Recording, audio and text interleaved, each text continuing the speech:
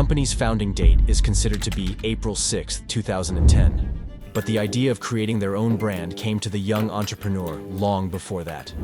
Lei Jun, that's the name of the brand's founder, has been among the top 10 richest people in China since 2015. But jumping ahead, I will say that like many others, he started from the bottom. We can see the result of his work on the endlessly long shelves of stores today. Lei Jun is now known as one of those people who achieve success by any means necessary.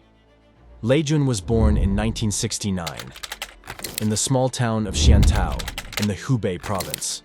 The future entrepreneur's childhood was quite ordinary and was not marked by any notable achievements.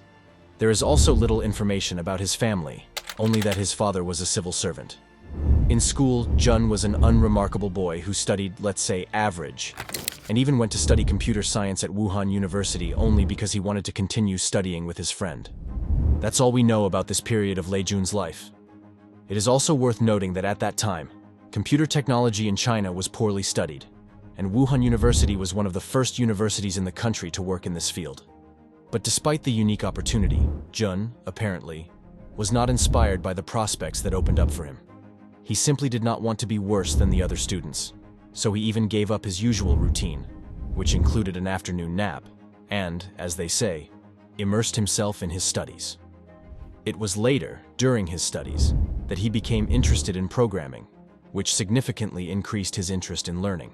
And because Jun never had any problems with his academic performance, but had other problems. You might laugh, but there were few computers at the university. And in order to gain access to them, one had to wait for their turn for a long time. But despite these difficulties, Lei quickly adapted to the conditions and spent most of his time in the computer lab. He learned to take the places of those who did not come to class and was ready to help, explain, and even do assignments for someone else. And in general, he spent more time at the computer than his classmates. Naturally, such activity was not liked by the teachers, and students were often kicked out of class. But the guy didn't give up and came up with new ways to sit at the computer. But that was just the beginning. So, in his first year, the future entrepreneur came across the book, The Fire of Silicon Valley. And it was this book that made him think about starting his own business. Soon after, Lei created the Yellow Rose Society for computer enthusiasts like himself, where all the members were engaged in programming and even managed to sell their development successfully. The software for encryption, BitLog 099.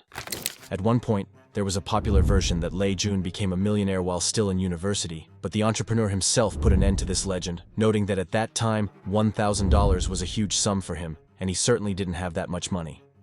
So, the student years of the guy passed in search of a free computer, and in 1991, Lei graduated from university with a bachelor's degree in computer science. So what's next? Well, as often happens, there was a job search. He tried to find ways to connect with major technology companies, but no one took him, as he had no experience and even fewer connections. But at the same time, he didn't give up. In November 1991, an exhibition was held in Beijing, and it was there that Lei Jun met Zhou Hongyi, the founder and vice president of Kingsoft. The guy came as an ordinary visitor and asked such a provocative question, and it was relevant, that the latter even invited him to a business dinner. Nothing is known about the subject of their conversation, but Lei, apparently, made a positive impression on the businessman and soon received an offer to join the Kingsoft team. Today, Kingsoft is the largest developer of office programs and applications, such as WPS Office, and back in 1991, the company had only 5 employees. And in 1992, he became the 6th employee of the company. Kingsoft grew significantly during his tenure, and in just 6 years, he went from being the 6th employee to the head of the company. However, no matter how it was, not everything was so rosy. Computer piracy became a huge problem for Kingsoft, depriving it of a significant portion of its revenue. Additionally, many competitors began to emerge in the Chinese market. But despite this, Lei Jun successfully managed the company and gradually began to reorient it towards working on the internet. In addition to his main activities, he also devoted time to other projects. For example, in his free time, he developed and successfully launched the online platform Joya.com for trading books, videos, and music. The service was created in 2000 and initially was a personal project, but in 2004 he sold it to Amazon for an incredible $75 million.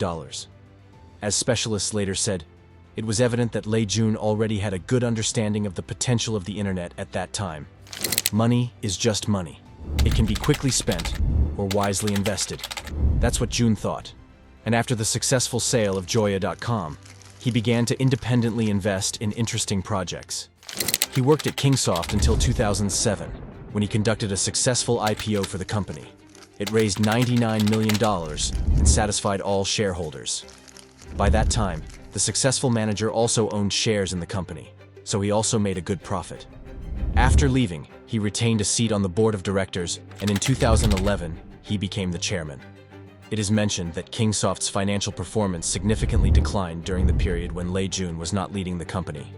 As of 2011, he had invested in 20 different companies. Among Lei Jun's successful investments were financial services provider Local Payment, online clothing trading platform Vonkel, and UC Web. Moreover, the company became the dominant player in the Chinese mobile browser market. In 2014, Alibaba Group acquired UC Web for a record-breaking $3.8 billion. So money ceased to be a problem for our hero. Now he had a plan in mind to create something new, technological, and global. Jun decided to focus on mobile technologies. The company he created was named Xiaomi, which means millet or rice grain in Chinese.